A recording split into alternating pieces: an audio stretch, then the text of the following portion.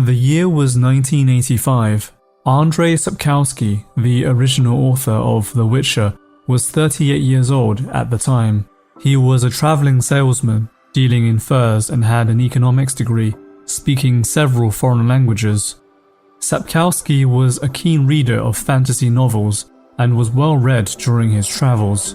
Later that year, Sapkowski entered into a short story competition issued by the Polish magazine Fantastica. According to Sapkowski, he wanted the Polish public to enjoy a new kind of story. The challenge was that he only had 30 pages to do so. To do this, Sapkowski decided to reinvent a Polish fairy tale. He thought about the story Dragon of Wawel Hill, where the cobbler kills a dragon. The cobbler achieves what warriors could not by tricking the dragon into eating a lamb stuffed with sulfur. The dragon then drinks so much water from the nearby river in an attempt to calm the raging fire in its belly. He bursts and then dies. Unfortunately, Sapkowski was not convinced cobblers could kill dragons even in fantasy, but the story did give him inspiration. After all, cobblers were supposed to make shoes.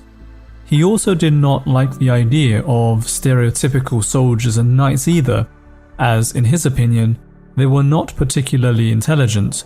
In the end, Sapkowski decided that in order to slay a dragon, one needed a professional dragon slayer. For this purpose, he invented one, Geralt of Rivia, a monster hunter who travels the continent and makes a living slaying monsters that plague the land. Originally, the story was named Wiedźmin. A literal translation is difficult, as it does not exist in exact form in the English dictionary. According to Sapkowski, he preferred the translation to be The Hexer. With this short story complete, he sent the manuscript to the magazine and waited 1 whole year to eventually know he won 3rd place. According to Sapkowski, he believed that he would have won 1st place if fantasy novels had a better reputation in Poland. In fact, back in the 1980s, fantasy in Poland was, according to Sapkowski, quote, considered something only problematic children would read. Despite his doubts, the public liked Wiedźmin so much they wanted more. Sapkowski never intended to write a sequel to his short story, but the readers were so demanding he decided to give it a try. So, he wrote more short stories that were published in 2 books, Sword of Destiny in 1992 and The Last Wish in 1993.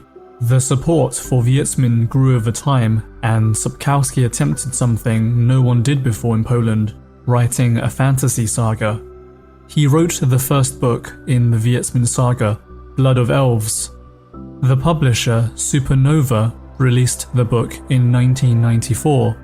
Sapkowski did not want readers to wait for more than 1 year for a new story, so he published a book every year, and in 1999, the Wiedźmin saga was completed. Adrian Jimenez, the developer known for Bulletstorm and The Vanishing of Ethan Carter, loved the story written by Sapkowski. Jimenez wrote a letter to Sapkowski asking permission to develop a video game based on his novel for an undisclosed sum of money. Jimenez worked for Metropolis software at the time, and after some discussion with Sapkowski, they signed the agreement. In 1996 to 1997, Metropolis software was officially developing a Wiedźmin video game, a 3D action-adventure game with role-playing elements and leveling mechanics. The game was intended for adults due to the complex nature of the characters. According to Jimenez, the visuals were the most important part of the game and that they were quite impressive for its time. The project, however, was proceeding slowly because Metropolis software was involved in several other games at the time. Jimenez said that only 15 people worked at the studio in 1996, so it was difficult to manage such a big project while developing other games. Wiedźmin by Metropolis software got as far as signing with the publisher Topware, and releasing screenshots to the press. The game was delayed for 1 year after the first playable character was created. However, the studio was developing Gorky 17 and they were behind with that project as well, so the team was repurposed and The Witcher was delayed for the second time. Jimenez eventually left Metropolis Software in 1999 and Vietzman never saw an official release. Interestingly, the project itself was never publicly cancelled. Since the game was never released, another studio, CD Projekt Red, in 2003 got in touch with Sapkowski and negotiated the rights for another attempt at releasing a video game for Vietzman. The deal was that the studio could develop a game based on the novel written by Sapkowski, but with a completely different story. Sapkowski accepted. They were able to secure the rights for Vietzman for about 35,000 zloty, approximately 9,500 USD, from Sapkowski, who wanted all the payment up front rather than through royalties, even though it was specifically offered to him. In a later interview, Sapkowski said, quote, that at the time he had no interest in video games and he was only looking at the deal from a financial benefit standpoint. Interestingly, after receiving the rights to Vietzman, CD Projekt Red were not sure what to do next, as they had no idea on how to actually develop Vietzman in the way they wanted. Regardless of the lack in direction, developer Sebastian Zielinski took over the team, and in 1 year, the studio had the first demo ready. Co-founder Marcin Iwinski recalls the story. Quote, "We tried to convince them not to go on the first business trip with the demo, but they decided anyway. They showed it to a dozen publishers all around Europe on the most expensive and powerful laptop money could buy at the time. After 2 weeks of meetings, we received 2 emails saying in a very nice way, 'It's not so good.' So pretty much, boys, go home. We were shattered. We were like, oh god, we suck." With this news, CD Projekt Red relocated to Warsaw and Sebastian Zielinski decided he no longer wanted to be part of the team. Later, Michael Kaczynski took over development and BioWare helped with their engine Aurora. In addition, BioWare promised to offer an E3 stand for Vietzman if the demo was good enough. After 2 years of hard work, the Vietzman demo was noticed by Jade Empire in 2004. CD Projekt Red initially predicted that the game would require 15 people to create, but it eventually required 100 and a total of 5 years worth of development time. With a cost of an unprecedented 20 million Polish zloty, the equivalent of around 5 million USD. More importantly, this was all the money the studio had. For them, it was crunch time. The process was not easy, as Poland had no game developers to fill the team with, and CD Projekt Red did not have enough international recognition to hire from overseas. Individuals from all walks of life with a passion for video games were hired instead. The team had a lot of ideas, and eventually, Vietzman had more than 100 hours worth of gameplay, even after being cut 3 times. In the end, Atari became the publisher for Vietzman, as they had the best deal for CD Projekt Red. In order to bring the game to an international audience, the game was eventually translated and rebranded to become The Witcher as we know today. It was released in 2007. The Witcher stood out as an action role-playing game in which the player is able to make their own choices as part of the storyline with time-delayed consequences. Morality in the game was not so black and white, but rather much more subtle. The Witcher has complex gameplay mechanics with many styles of combat that the player can choose. The main character, Geralt of Rivia, has 2 main swords that have distinctly different combat styles from other weaponry and serve specific purposes. The steel blade is used to fight humans and other flesh and blood beings, while the silver sword is more effective against supernatural monsters and beasts. With precise timing, one can combine Geralt's attacks into combinations to more effectively damage enemies. Alchemy is also a major part of the game. The player may brew potions that can help Geralt in various ways, from increasing health to seeing in the dark. The recipes can be learned through scrolls or just through simple experimentation. Every time a new potion is created by the player, Geralt can drink it if needed. However, if it is a failure, the potion will have negative side effects. In addition to potions, the player can create oils used to augment damage dealt by weapons and create bombs for use in combat. The Witcher received generally positive reviews. The game's cumulative score stands at 81 on Metacritic. GameZone gave the game 8.8 out of 10, describing it as a deep, immersive game that will ask you to think and make choices, not just hack and slash your way to glory. Due to The Witcher's success in 2008 and 2009, CD Projekt Red announced an enhanced and director's cut edition of the game with many new animations, additional NPC models, and new monsters. They also managed to reduce the load times by roughly 80% in this updated version. The game was so successful that book publishers decided to reprint the Viertsmund books with game-related images. Due to the success of The Witcher, their publisher, Atari, had wanted to create a console version of the game on the PlayStation 3 and Xbox 360. In December of the same year, CD Projekt Red officially confirmed that The Witcher will be ported to PlayStation 3, Xbox 360, and announced the title as The Witcher: Rise of the White Wolf. It had been built from the ground up with Studio Widescreen Games' DaVinci engine and featured a host of differences.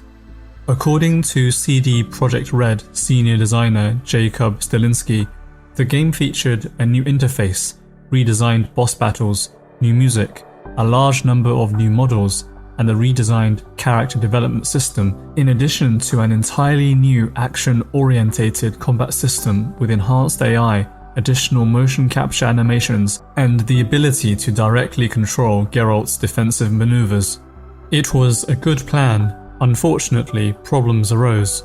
In April of 2009, it was announced that the production of the game had been halted due to late payments from CD Projekt Red to the French developers of Widescreen Games.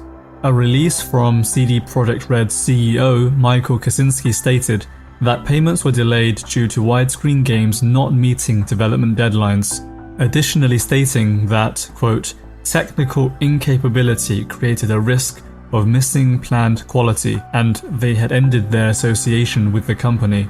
Hence, the project was cancelled, suspending its development. Atari was not happy with this, as they had funded the development of the console port and asked CD Projekt Red for concession. Co-founder Marcin Iwinski flew to New York to negotiate with Atari and ended up signing over North American publishing rights to the planned sequel of The Witcher 2 years before the game was made. With this, Atari decided that it would be enough to repay the debt for White Wolf. The dispute over White Wolf was costly. The company faced bankruptcy, with the financial crisis of 2007 as a contributing factor. To stay afloat, the team decided to focus on The Witcher 2 with The Witcher 3 engine simultaneously while cancelling other games they had plans to launch. The sequel, Witcher 2 Assassins of Kings, was announced on September of 2009. CD Projekt Red developed their own engine, the Red Engine, for the game, unlike the first installment which ran on a modified version of BioWare's Aurora engine. The Witcher 2 features a branching dialogue system with full voice acting. The developers said that the game would have 16 different endings, although that was later clarified as 16, quote, states of the world by the game's end, which is still very impressive. CD Projekt Red released the first gameplay video on March of 2011, showcasing different methods with which a player could complete a level. Another gameplay video was released at Gamescom in the same year, displaying the game's many characters and settings. The Witcher 2 Assassins of Kings was officially released for PC on May of 2011 at retail stores and online digital distribution with console releases later that year. The game received very favourable reviews. The Witcher 2 won over 50 various different awards for Best Graphics, Adaptation, Story, Best RPG, and even the prestigious Game of the Year award. The Witcher 2 had reportedly sold more than 940,000 copies by August of 2011, a sales rate that CD Projekt Red had projected. Of the 940,000 copies sold, 200,000 were online sales. By September of 2014, the sales of both The Witcher 1 and 2 combined had reached 8 million copies sold in total. Critics mostly praised the game's combat mechanics and difficulty. Compared to the previous title, The Witcher 2 Assassins of Kings is much more complex, with additions in the form of abilities to lay traps and more complex range mechanics. Geralt has an improved offensive and defensive arsenal with more melee and ranged weapons, armor, and secondary weapons. Beyond the beautiful aesthetics, the game was also a technical triumph. After this second success, CD Projekt Red decided that they wanted to develop an open-world game even bigger and more ambitious than the last, with a memorable story and greater graphical fidelity. Unfortunately, at the time, the older generation of consoles could not render such an ambitious goal, so Projekt Red decided to wait a while. After a small break, the company developed The Witcher 3 Wild Hunt with a self-funded budget of approximately 81 million USD over the period of 3.5 years. The project began with 150 employees, eventually growing to over 250 in-house staff. 1,500 people were involved in the production of The Witcher 3 globally. While the game is based on Sapkowski's novels, his involvement with the game was limited to the creation of its in-game map.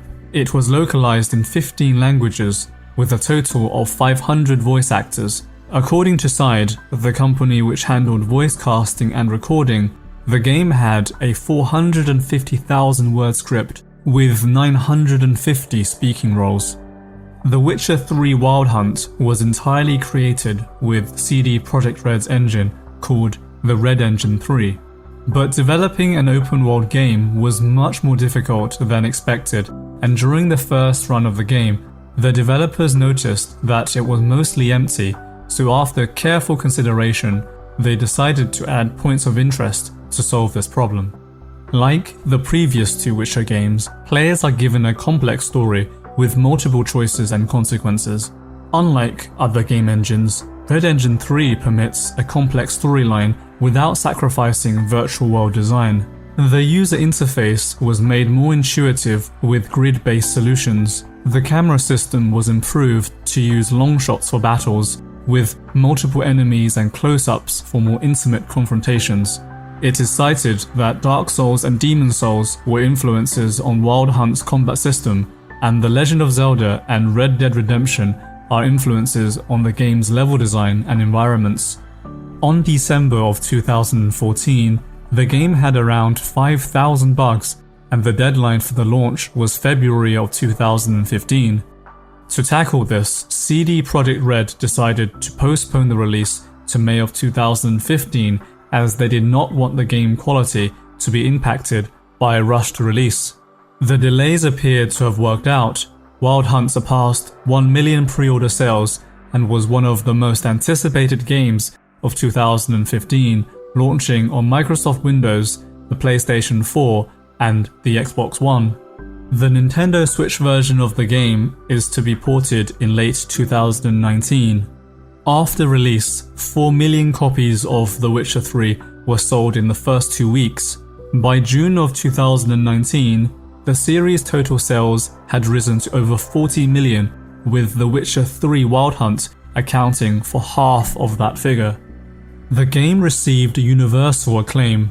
Critics agreed that it was an ambitious action role-playing game which was grand in scale, but affected by some technical difficulties. Despite this, The Witcher 3 Wild Hunt has been considered by many to be one of the greatest video games of all time.